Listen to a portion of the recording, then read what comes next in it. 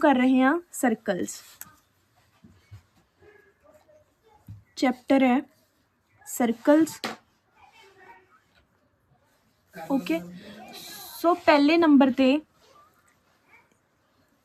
इस plane figure दे विच सेंटर पॉइंट तो जे आपां सर्कल नाल कोई लाइन टच करते हैं तो इनू आपां रेडियस बोलते हैं। की बोलते हैं? रेडियस बोलते हैं। आ सेंटर पॉइंट नू मैं ओ नाम देता। अगर इस रेडियस नू मैं इधरों भी जोड़ दूंगी तो यह की बन जूगा? डायामीटर बन जूगा। ठीक है, यह डायामीटर बन जूगा। ते एक सर्कल दे विच जे मैं सर्कल दे दो पॉइंट्स तो एवें करके कोई लाइन ड्रॉ करूँगी ना, इनू कॉर्ड बोलते हैं। ठीक है, इनू बोलते हैं कॉर्ड। ते सर्कल तो जेड़ी लाइन टच करके लंघदी आ इनू हमेशा की बोलते हैं? टेंजेंट। ओके, इनू की बोलते हैं? टेंजेंट बोलते हैं। ठीक है, समझ आ गया? Radius, diameter, chord and tangent. हुण सर्कल दे विच आपां मैक्सिमम कॉर्ड्स किन्नियां ड्रॉ कर सकते हैं? इनफाइनाइट। ठीक है, ते जिहड़ियां एक फिलअप हैगी बुक दे विच, फिलअप की है? फिलअप दे विच हैगा कहंदे a tangent to a circle intersects it in one point. हुण जिवें आह टेंजेंट ड्रॉ कीती आ, ਇਹ सर्कल ਨੂੰ सिर्फ एक पॉइंट ते इंटरसैक्ट कर रही है ना, ਤਾਂ ਇੱਥੇ ਇਹਨਾਂ ਨੇ ਕੀ ਲਿਖਿਆ? 1। ठीक है, how many tangents can a circle have? ਇਹ ਬਾਅਦ ਚੋਂ ਦੱਸਦੀ ਹਾਂ। ਅ ਲਾਈਨ ਇੰਟਰਸੈਕਟਿੰਗ ਅ ਸਰਕਲ ਇਨ 2 ਪੁਆਇੰਟਸ। ਜਦੋਂ ਕੋਈ ਲਾਈਨ ਸਰਕਲ ਨੂੰ 2 ਪੁਆਇੰਟਸ ਦੇ ਵਿੱਚ ਇੰਟਰਸੈਕਟ ਕਰੇ ਉਹਨੂੰ ਸੀਕੈਂਟ ਬੋਲਦੇ ਨੇ। ਸੀਕੈਂਟ। ਜਦੋਂ ਆਹ ਪਾਸ ਕਰਦੀ ਆ ਨਾ ਇਹਨੂੰ ਬੋਲਦੇ ਨੇ ਸੀਕੈਂਟ, ਇਹ ਵਾਲੀ ਲਾਈਨ ਨੂੰ। ਠੀਕ ਹੈ, ਤੇ ਕਹਿੰਦੇ a circle can have dash parallel tangents at the most. Parallel tangents ਪੁੱਛਿਆ ਇਹਨਾਂ ਨੇ, ਓਨਲੀ ਟੇਂਜੈਂਟਸ ਦੀ ਗੱਲ ਨਹੀਂ ਕੀਤੀ। ਹੁਣ ਟੇਂਜੈਂਟਸ ਤਾਂ ਆਪਾਂ ਪੈਰਲਲੀ ਸਿਰਫ 2 ਹੀ ਡਰॉ ਕਰ ਸਕਦੇ ਆ ਨਾ, ਤਾਂ ਇਹਦਾ ਆਨਸਰ ਇੱਥੇ ਤਾਂ ਕਰਕੇ 2 ਲਿਖਿਆ ਹੋਇਆ ਗਾ। ਠੀਕ ਹੈ, the common point of a tangent to a circle, ਜਿਹੜਾ ਕਾਮਨ ਪੁਆਇੰਟ ਹੁੰਦਾ ਹੈ। ਹੁਣ ਜਿਵੇਂ ਆਹ ਇੱਕ ਸਰਕਲ ਸੀਗਾ ਤਾਂ ਇਹਦਾ ਕਾਮਨ ਪੁਆਇੰਟ ਕੀ ਹੈ? O ਹੈ ਨਾ। ਇਹਨੂੰ ਬੋਲਦੇ ਨੇ ਪੁਆਇੰਟ ਆਫ ਕੰਟੈਕਟ। ਇਹਨੂੰ ਕਿਹੜਾ ਕੀ ਬੋਲਦੇ ਨੇ? Point of contact. ਹੁਣ ਇੱਕ ਨਾ ਥਿਊਰਮ ਆਉਂਦੀ ਹੁੰਦੀ ਹੈ। ਥਿਊਰਮ ਦੇ ਇਹ ਥਿਊਰਮਸ ਤੁਹਾਨੂੰ ਡਾਇਰੈਕਟਲੀ ਐਵੇਂ ਹੀ ਪੇਪਰ 'ਚ ਵੀ ਆ ਸਕਦੀਆਂ ਨੇਗੀਆਂ। ਜਿਵੇਂ ਮੰਨੋ ਇਹਨਾਂ ਨੇ ਕਿਹਾ, ਕਹਿੰਦੇ the tangent at any point of a circle is perpendicular to radius through the point of contact. ਕਹਿੰਦੇ ਅਗਰ ਆਪਾਂ ਸਰਕਲ ਦੇ ਕਿਸੇ ਵੀ ਪੁਆਇੰਟ 'ਤੇ ਟੇਂਜੈਂਟ ਡਰॉ ਕਰਦੇ ਹਾਂ, ਠੀਕ ਹੈ, ਅਤੇ ਉਹ point of circle is perpendicular to the radius through the point of contact. ਦੇਖ,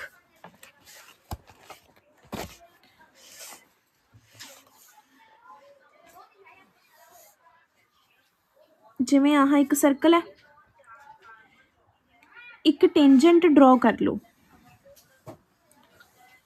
ਨਾਮ ਦੇਤਾ ਇਹਨੂੰ ਐਕਸ ਅਤੇ ਵਾਈ ਦਾ। ਠੀਕ ਹੈ, ਨਾਮ ਦੇਤਾ ਇਹਨੂੰ ਐਕਸ ਅਤੇ ਵਾਈ ਦਾ। ਪੁਆਇੰਟ ਆਫ ਕੰਟੈਕਟ ਤੋਂ ਇੱਕ ਰੇਡੀਅਸ ਡਰॉ ਕਰੋ ਕਹਿੰਦੇ। ਹੁਣ ਇਹ ਚੀਜ਼ ਆਪਾਂ ਨੇ ਪ੍ਰੂਵ ਕਰਨੀ ਆ ਕਿ ਜਿਹੜਾ ਇਹ ਪੁਆਇੰਟ ਆਫ ਕੰਟੈਕਟ ਤੋਂ ਆਪਾਂ ਰੇਡੀਅਸ ਡਰॉ ਕੀਤਾ ਏ, ਠੀਕ ਹੈ, ਇਹਨੂੰ ਪੀ ਨਾਮ ਦੇਤਾ। ਠੀਕ ਹੈ, ਉਹ ਐਕਸ ਵਾਈ ਟੇਂਜੈਂਟ ਦੇ ਪਰਪੈਂਡੀਕੂਲਰ ਹੈ। ਇਹ ਚੀਜ਼ ਮੈਨੇ ਪ੍ਰੂਫ ਕਰਨੀ ਆ। ਹੁਣ ਕੀ ਕਰਿਆ,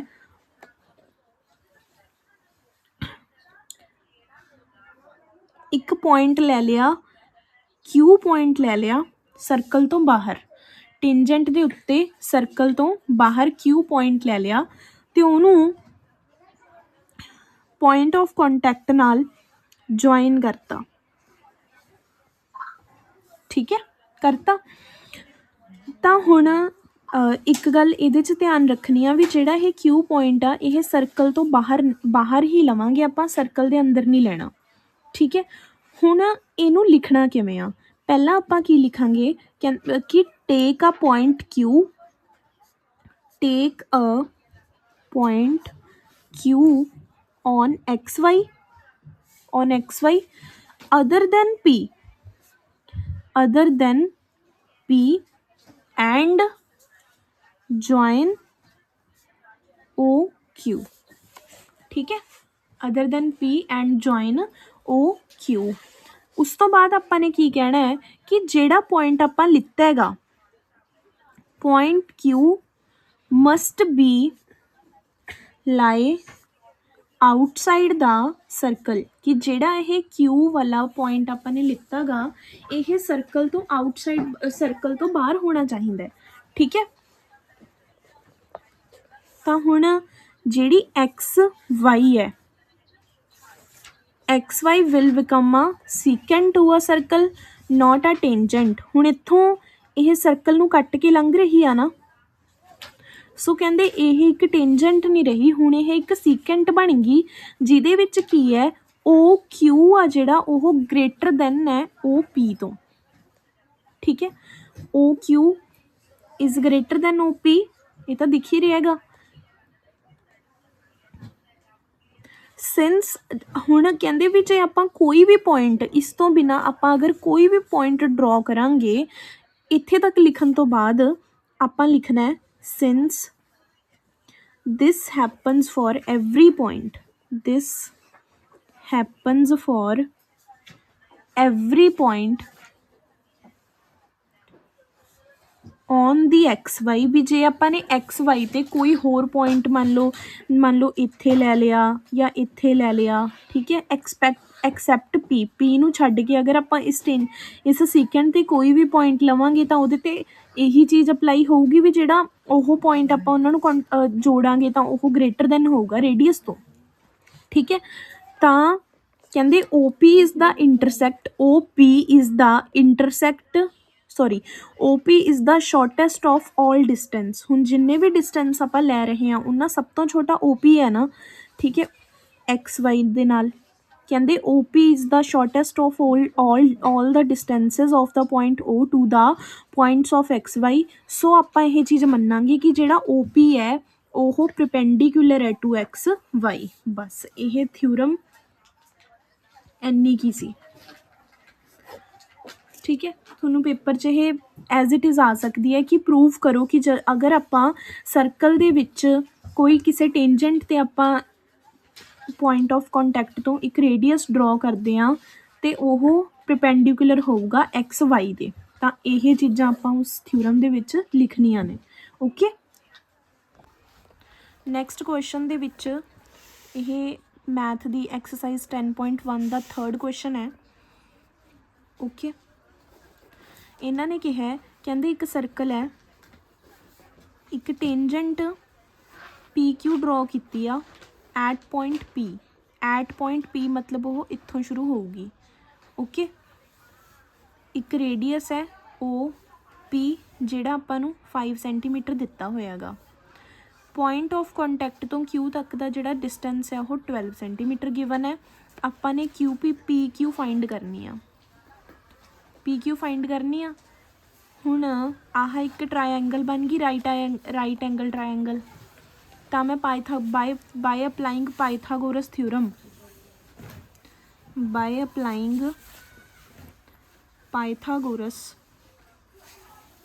ਮੈਂ ਫਾਈਂਡ ਕਰ ਸਕਦੀ ਹਾਂ PQ।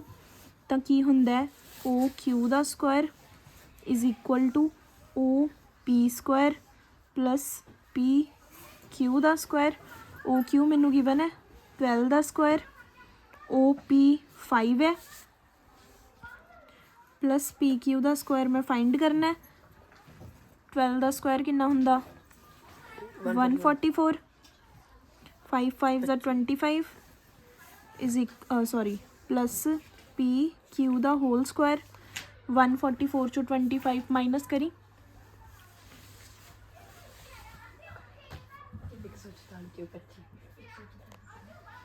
119 ਆਏਗਾ। 119 ਆਏਗਾ। ਠੀਕ ਹੈ, ਅਤੇ ਹੁਣ ਇਹ ਪੀ ਕਿਊ ਦਾ ਹੋਲ ਸਕੁਆਇਰ ਦੇ ਬਰਾਬਰ ਆ ਗਿਆ। ਪਰ ਮੈਨੂੰ ਵੈਲਿਊ ਕਾਹਦੀ ਚਾਹੀਦੀ ਆ, ਪੀ ਕਿਊ ਦੀ ਚਾਹੀਦੀ ਆ ਨਾ, ਪੀ ਕਿਊ ਸਕੁਆਇਰ ਦੀ ਤਾਂ ਨਹੀਂ ਚਾਹੀਦੀ। ਤਾਂ ਸਕੁਆਇਰ ਦੂਜੀ ਸਾਈਡ ਚੇਂਜ ਹੋ ਕੇ ਕੀ ਬਣ ਜੂਗਾ, ਅੰਡਰ ਰੂਟ। ਤਾਂ ਆਨਸਰ ਆ ਗਿਆ ਅੰਡਰ ਰੂਟ 119। ਸਮਝ ਆ ਗਿਆ। ਹੁਣ ਨੈਕਸਟ ਕੁਐਸਚਨ ਦੇ ਵਿੱਚ ਕੀ ਕਹਿ ਰਹੇ ਨੇ, ਕਹਿੰਦੇ ਇੱਕ ਆਪਾਂ ਸਰਕਲ ਡਰਾ ਕਰਨਾ ਹੈ ਜਿਹਦੇ ਵਿੱਚ 2 ਲਾਈਨਸ ਪੈਰਲਲ ਹੋਣ, 2 lines parallel to a given line such that one is a tangent, ਇੱਕ ਤਾਂ ਹੋਵੇ ਟੇਂਜੈਂਟ ਅਤੇ ਦੂਸਰੀਆਂ ਹੋਣ ਸੀਕੈਂਟ ਟੂ ਦਾ ਸਰਕਲ, ਅਤੇ this one is the answer. ਠੀਕ ਹੈ, ਸਟੂਡੈਂਟ ਨੇ ਰਾਜੇ ਆਹ ਨਹੀਂ ਆਊਗਾ, ਇੱਥੇ ਆਊਗੀ ਟੇਂਜੈਂਟ, ਆਹ ਆ ਗਈਆਂ ਸੀਕੈਂਟਸ। ਉਹ ਕਰਨੀ ਹੈ ਆਪਾਂ ਸਰਕਲ 'ਤੇ 2 ਆ ਗਈਆਂ, ਅੱਛਾ ਸੌਰੀ ਓਕੇ, ਆਹ ਟੇਂਜੈਂਟ ਹੈ ਸਰਕਲ, ਸਹੀ ਮੈਂ ਸਮਝ ਗਈ, ਆਹ ਟੇਂਜੈਂਟ ਹੈ, ਆਹ ਟੇਂਜੈਂਟ ਹੋ ਗਈ, ਆਹ ਸੀਕੈਂਟ ਹੋ ਗਈ। ਠੀਕ ਹੈ, ਐਕਸਰਸਾਈਜ਼ 10.1 ਇਜ਼ ਕੰਪਲੀਟ। ਹੁਣ ਦੇਖ, ਇੱਕ ਨਾ ਹੋਰ ਇੰਪੋਰਟੈਂਟ ਥਿਊਰਮ ਹੈ ਜਿਹੜੀ ਪੇਪਰ ਦੇ ਵਿੱਚ ਆ ਜਾਂਦੀ ਹੁੰਦੀ ਆ। ਠੀਕ ਹੈ, ਇਹਦੇ ਵਿੱਚ ਕੀ ਕਹਿ ਰਹੇ ਨੇ, ਕਹਿੰਦੇ the length of tangents drawn from an external point to a circle are equal। ਠੀਕ ਹੈ, ਕਹਿੰਦੇ the length of tangents drawn from an external point to a circle। ਹੁਣ ਸਰਕਲ ਬਣਾ ਲਿਆ, ਦੋ ਟੇਂਜੈਂਟਸ ਆਪਾਂ ਇੱਕ ਐਕਸਟਰਨਲ ਪੁਆਇੰਟ ਤੋਂ ਡਰੋ ਕਰਨੀਆਂ ਨੇ। ਐਕਸਟਰਨਲ ਪੁਆਇੰਟ ਮੈਨੇ ਆ ਮੰਨ ਲਿਆ। ਠੀਕ ਹੈ, ਇੱਕ ਟੇਂਜੈਂਟ ਮੈਨੇ ਆ ਡਰੋ ਕਰਤੀ, ਇੱਕ ਟੇਂਜੈਂਟ ਮੈਨੇ ਆਹ ਡਰੋ ਕਰਤੀ। ਠੀਕ ਹੈ, ਹੁਣ ਮੈਨੇ ਪ੍ਰੂਵ ਕਰਨਾ ਹੈ ਕਿ ਇਹ ਦੋਨੋਂ ਟੇਂਜੈਂਟਸ ਨੇ ਜਿਹੜੀਆਂ ਉਹ ਇਕੁਅਲ ਹੋਣਗੀਆਂ। ਠੀਕ ਹੈ, ਇਹ ਮੈਨੇ ਸਰਕਲ ਦਾ ਸੈਂਟਰ ਲੈ ਲਿਆ। ਠੀਕ ਹੈ,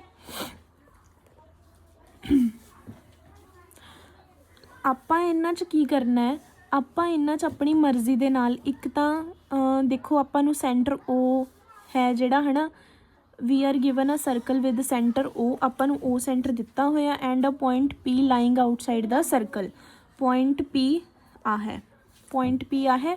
ਠੀਕ ਹੈ, and 2 tangents PQ and QR। ਦੇਖ PQ ਇੱਕ ਟੇਂਜੈਂਟ ਹੋ ਗਈ, PR ਇੱਕ ਟੇਂਜੈਂਟ ਹੋ ਗਈ। ਠੀਕ ਹੈ, ਆਪਾਂ ਨੇ ਐਂਗਲ PQ ਇੱਕ ਟੇਂਜੈਂਟ, ਦੂਜੀ ਟੇਂਜੈਂਟ। ਠੀਕ ਹੈ, ਅਤੇ PR from P। Okay, we are required to prove that. ਹੁਣ ਆਪਾਂ ਨੇ ਪ੍ਰੂਵ ਕਰਨਾ ਹੈ ਕਿ ਜਿਹੜਾ PQ ਹੈ ਉਹ PR ਦੇ ਇਕੁਅਲ ਹੈ। ਜਦੋਂ ਆਪਾਂ ਨੇ ਕੋਈ ਵੀ ਥਿਊਰਮ ਪ੍ਰੂਵ ਕਰਨੀ ਹੈ ਨਾ, ਜਦੋਂ ਆਪਾਂ ਕੋਈ ਵੀ ਥਿਊਰਮ ਪ੍ਰੂਵ ਕਰਨੀ ਹੈ ਤਾਂ ਪਹਿਲਾਂ ਆਪਾਂ ਉਹ ਚੀਜ਼ਾਂ ਲਿਖਦੇ ਹੁੰਦੇ ਹਾਂ ਜਿਹੜੀ ਚੀਜ਼ ਆਪਾਂ ਨੂੰ ਗਿਵਨ ਹੁੰਦੀ ਹੈ। ਹੁਣ ਆਪਾਂ ਨੂੰ ਗਿਵਨ ਕੀ ਹੈ, ਗਿਵਨ ਇਹ ਹੈ ਕਿ ਇੱਕ ਸਰਕਲ ਦੇ ਐਕਸਟਰਨਲ ਪੁਆਇੰਟ 'ਤੇ ਪੁਆਇੰਟ ਆਪਣਾ P ਲਿਆ। ਓਕੇ, Q ਇੱਕ ਤਾਂ ਟੇਂਜੈਂਟ PQ ਹੈ ਅਤੇ ਇੱਕ ਟੇਂਜੈਂਟ PR ਹੈ। ਆਪਾਂ ਨੇ ਪ੍ਰੂਵ ਕਰਨਾ ਹੈ ਕਿ ਜਿਹੜਾ PQ ਹੈ ਉਹ PR ਦੇ ਇਕੁਅਲ ਹੋਊਗਾ। ਸੋ ਇਹਦੇ ਲਈ ਆਪਾਂ ਪਹਿਲਾਂ ਕਹਿੰਦੇ ਤੁਸੀਂ OP ਨੂੰ ਜੁਆਇਨ ਕਰ ਲਓ। For this we join OP। ਪਹਿਲਾਂ ਮੈਨੇ OP ਨੂੰ ਜੁਆਇਨ ਕਰ ਲਿਆ, ਫਿਰ ਕਹਿੰਦੇ OQ ਨੂੰ ਵੀ ਜੁਆਇਨ ਕਰ ਲਓ ਐਵੇਂ ਹੀ, ਫਿਰ ਕਹਿੰਦੇ OR ਨੂੰ ਵੀ ਐਵੇਂ ਜੁਆਇਨ ਕਰ ਲਓ। ਠੀਕ ਹੈ, ਆਪਾਂ ਨੇ ਜੁਆਇਨ ਕਰ ਲਿਆ। ਇਹ ਜੁਆਇਨ ਕਰਨ ਤੋਂ ਬਾਅਦ ਜਿਹੜਾ ਐਂਗਲ OQP ਹੈ, ਠੀਕ ਹੈ, ਕਹਿੰਦੇ ਜਿਹੜਾ ਐਂਗਲ OQP ਹੈ ਮਤਲਬ ਆਹ ਇਹਦੀ ਗੱਲ ਹੋ ਰਹੀ ਹੈ ਇਸ ਵਾਲੇ ਦੀ। ਠੀਕ ਹੈ, ਜਿਹੜਾ ਆਹ ਐਂਗਲ ਹੈ ਅਤੇ ORP ਹੈ, ORP ਹੈ, ਇਹ ਦੋਨੋਂ ਰਾਈਟ ਐਂਗਲ ਟਰਾਇੰਗਲ ਬਣ ਰਹੇ ਨੇ। ਇਹ ਦੋਨੋਂ ਕਹਿੰਦੇ ਰਾਈਟ ਐਂਗਲ ਟਰਾਇੰਗਲਸ ਨੇ। Angle OQP and angle ORP R right angles because ਇਹ ਨੇ ਜਿਹੜੇ ਆਪਾਂ ਪਹਿਲਾਂ ਵੀ ਪਿਛਲੀ 'ਚ ਮੈਂ ਤੈਨੂੰ ਕੀ ਸਮਝਾਇਆ ਗਾ ਵੀ ਜਦੋਂ ਮੈਂ ਸਰਕਲ ਤੋਂ ਕੋਈ ਟੇਂਜੈਂਟ ਡਰੋ ਕਰਦੀ ਹਾਂ ਅਤੇ ਉਹਦੇ 'ਤੇ ਜਿਹੜਾ ਰੇਡੀਅਸ ਹੁੰਦਾ ਉਹ ਪ੍ਰਪੈਂਡੀਕੂਲਰ ਹੁੰਦਾ। ਪ੍ਰਪੈਂਡੀਕੂਲਰ ਦਾ ਮਤਲਬ ਕੀ ਹੁੰਦਾ ਕਿ ਉਹ 90 ਡਿਗਰੀ ਦਾ ਐਂਗਲ ਬਣਾ ਰਿਹਾ। ਥਿਊਰਮ ਫਸਟ ਦੇ ਵਿੱਚ ਮੈंने ਇਹੀ ਚੀਜ਼ ਤਾਂ ਕਰਵਾਈ ਸੀ। ਸੋ ਉਸ ਥਿਊਰਮ ਤੋਂ ਆਪਾਂ ਇੱਥੇ ਇਹ ਕਹਿ ਸਕਦੇ ਹਾਂ ਵੀ ਜਿਹੜਾ ਐਂਗਲ OQP ਹੈ ਅਤੇ ਐਂਗਲ ORP ਹੈ both are 90 degree angles. Right angles ਨੇ, ਕਿਉਂਕਿ ਆਪਾਂ ਥਿਊਰਮ ਨੰਬਰ ਫਸਟ ਦੇ ਵਿੱਚ ਪੜ੍ਹਿਆ ਹੈ ਨਾ। They are right angles now in the right angle O Q P. ਹੁਣ ਦੇਖੋ, ਹੁਣ ਇਹ ਦੋਨੋਂ, ਇੱਕ ਆਹ ਟਰਾਇੰਗਲ ਤੇ ਇੱਕ ਆਹ ਟਰਾਇੰਗਲ, ਇਹ ਦੋਨੋਂ ਰਾਈਟ ਐਂਗਲ ਟਰਾਇੰਗਲਸ ਬਣ ਗਈਆਂ ਹੈ ਨਾ। ਦੋ ਟਰਾਇੰਗਲਸ ਬਣ ਗਈਆਂ, ਕਿਹੜੀ ਕਿਹੜੀ, ਇੱਕ ਆ ਗਈ ਓ ਕਿਊ ਪੀ ਐਂਡ ਦੂਸਰੀ ਆ ਗਈ ਓ ਆਰ ਪੀ। ਇਹ ਦੋਨੋਂ ਬਣ ਗਈਆਂ ਰਾਈਟ ਐਂਗਲ ਟਰਾਇੰਗਲਸ। ਹੁਣ ਓ ਕਿਊ ਹੈ ਜਿਹੜਾ, ਉਹ ਓ ਆਰ ਦੇ ਇਕੁਅਲ ਹੈ, ਕਿਉਂਕਿ ਇਹ ਇੱਕ ਸਰਕਲ ਦੇ ਰੇਡੀਅਸ ਨੇ। ਜਦੋਂ ਆਪਾਂ ਸਰਕਲ ਦੇ ਵਿੱਚ ਮੰਨ ਲਓ ਇੱਕ ਰੇਡੀਅਸ ਆਹ ਡਰੋ ਕੀਤਾ, ਇੱਕ ਆਹ ਡਰੋ ਕੀਤਾ ਹੈ ਨਾ, ਤਾਂ ਇਹ ਇਕੁਅਲ ਹੁੰਦੇ ਨੇ ਨਾ। ਇਸ ਪ੍ਰੋਪਰਟੀ ਤੋਂ ਮੈंने ਕਿਹਾ ਕਿ ਜਿਹੜਾ ਓ ਕਿਊ ਹੈ ਉਹ ਓ ਆਰ ਦੇ ਇਕੁਅਲ ਆ, ਬਿਕੋਜ਼ ਇਹ ਇੱਕ ਸਰਕਲ ਦੇ ਹੀ ਰੇਡੀਅਸ ਨੇ। ਜਦੋਂ ਇੱਕ ਸਰਕਲ ਦੇ ਵਿੱਚ ਆਪਾਂ ਕਿੰਨੇ ਵੀ ਰੇਡੀਅਸ ਲੈ ਲਈਏ ਉਹ ਇਕੁਅਲ ਹੋਣਗੇ, ਠੀਕ ਹੈ।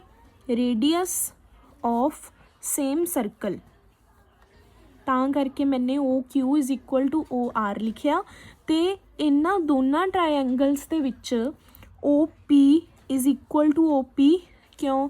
ਕਿਉਂਕਿ ਓ ਪੀ ਦੋਨਾਂ ਟਰਾਇੰਗਲਸ ਦਾ ਬੇਸ ਹੈ। ਓ ਪੀ ਦੋਨਾਂ ਟਰਾਇੰਗਲਸ ਦਾ ਬੇਸ ਆ, ਇਹਨੂੰ ਮੈਂ ਕਾਮਨ ਲੈ ਲਿਆ, ਠੀਕ ਹੈ। ਇਹ ਆ ਗਿਆ ਆਪਣਾ ਰੇਡੀਅਸ।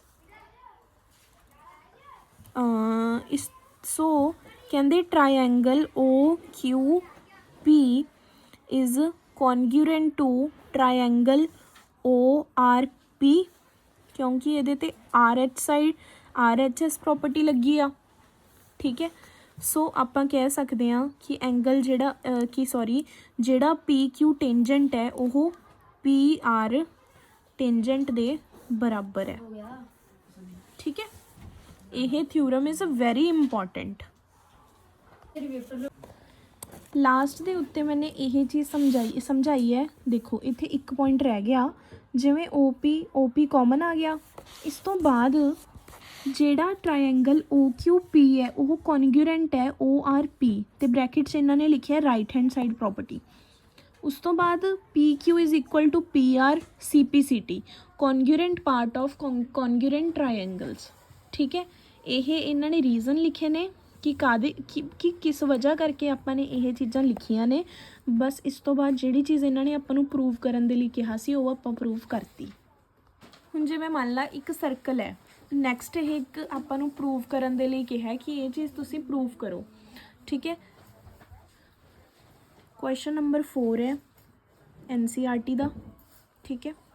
ਇਹਦੇ ਵਿੱਚ ਕੀ ਹੈ, ਕਹਿੰਦੇ ਵੀ ਜੇ ਤੁਸੀਂ ਸਰਕਲ ਦੇ ਐਂਡਸ ਤੋਂ ਦੋ ਟੇਂਜੈਂਟਸ ਡਰੋ ਕਰੋਗੇ, ਇੱਕ ਟੇਂਜੈਂਟ ਮੈंने ਇਹ ਡਰੋ ਕਰ ਲਈ, ਇੱਕ ਟੇਂਜੈਂਟ ਮੈंने ਇਹ ਡਰੋ ਕਰ ਲਈ, ਠੀਕ ਹੈ।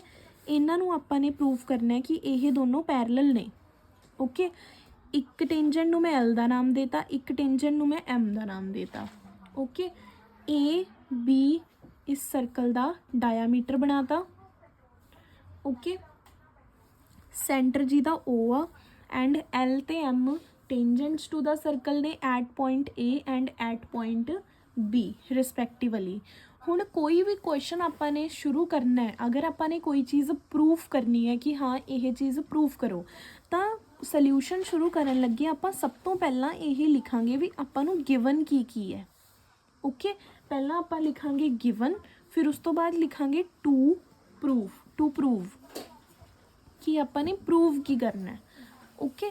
ਹੁਣ ਆਪਾਂ ਨੂੰ ਗਿਵਨ ਕੀ ਆ, ਇਹ ਸਾਰੀਆਂ ਚੀਜ਼ਾਂ ਗਿਵਨ ਦੇ ਵਿੱਚ ਆ ਜਾਣਗੀਆਂ ਕਿ ਇੱਕ ਸਰਕਲ ਹੈ AB ਜਿਹਦਾ ਡਾਇਆਮੀਟਰ ਹੈ, ਓਕੇ, ਅਤੇ O ਇਹਦਾ ਸੈਂਟਰ ਆ, L ਤੇ M ਟੇਂਜੈਂਟਸ ਟੂ ਆ ਸਰਕਲ ਨੇ at point A and point B ਰਿਸਪੈਕਟਿਵਲੀ, ਉਹ ਸਾਰੀਆਂ ਇੱਥੇ ਆ ਜਾਣਗੀਆਂ। ਅਤੇ ਪ੍ਰੂਫ ਕੀ ਕਰਨਾ ਆਪਾਂ ਨੇ ਕਿ ਜਿਹੜੀ L ਆ ਉਹ ਪੈਰਲਲ ਟੂ M ਆ। ਪੇਪਰ ਦੇ ਵਿੱਚ ਇਹਨਾਂ ਦੇ ਵੀ ਨੰਬਰ ਮਿਲਦੇ ਹੁੰਦੇ ਨੇ, ਸੋ ਇਹ ਚੀਜ਼ ਲਿਖਣੀ ਬਹੁਤ ਜ਼ਰੂਰੀ ਆ। ਹੁਣ ਆਪਾਂ ਨੇ ਸ਼ੁਰੂ ਕਰਨਾ, ਆਨਸਰ ਸ਼ੁਰੂ ਕਰਨਾ, ਠੀਕ ਹੈ, ਕਿ ਆਪਾਂ ਇਹਨੂੰ ਕਿਵੇਂ ਸੋਲਵ ਕਰਦੇ ਹਾਂ। ਤਾਂ ਉਹ ਆਪਾਂ ਪ੍ਰੂਫ ਲਿਖ ਕੇ ਸਟਾਰਟ ਕਰਾਂਗੇ ਵੀ ਹਾਂ ਅਸੀਂ ਹੁਣ ਉਸ ਚੀਜ਼ ਦਾ ਪ੍ਰੂਫ ਦੇ ਰਹੇ ਹਾਂ, okay. So L is a tangent at A and AO is a radius. ਹੁਣ L ਹੈ ਜਿਹੜੀ ਉਹ ਟੇਂਜੈਂਟ ਹੈ ਨਾ, L is a tangent from point A point A and A O की है रेडियस है ना, ठीक है, ए ओ की है रेडियस है। हुण इत्थे एक एंगल बन रहा है, इत्थे एक एंगल बन रहा है। फ्रॉम थ्योरम नंबर 1 आपां ने यह चीज़ प्रूव की सी कि जदों आपां टेंजेंट से कोई भी रेडियस ड्रॉ करते हैं वो परपेंडिकुलर हुंदा उस टेंजेंट दे, पढ़ी है ना यह चीज़। सो एंगल 1 किन्ने दा है, 90 डिग्री का, ठीक है। एंगल 2 किन्ने दा है, 90 डिग्री का। एंगल 1 ते एंगल 2 किन्ने दा, 90 डिग्री का। कहंदे नाउ अगर मैं इन्हां दोनों एंगल्स नूं प्लस करूँगी तो वो 180 डिग्री के इक्वल आ जू, 180 डिग्री के इक्वल आ गया, समझ आया। उस तो बाद देयरफॉर इहदा मतलब हुंदा है therefore sum of interior angles, sum of interior angles on the same side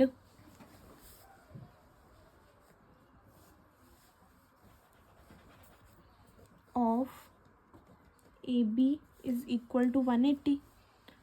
हुण इन्हां दोनों एंगल्स का जिहड़ा सम है वो 180 है ना, तो एवें ही इन्हां अगर इधरले पासे जिहड़े एंगल बन रहे हैं उन्हां दा भी तो 180 ही होऊगा, तां करके बस hence L is parallel to M, proved।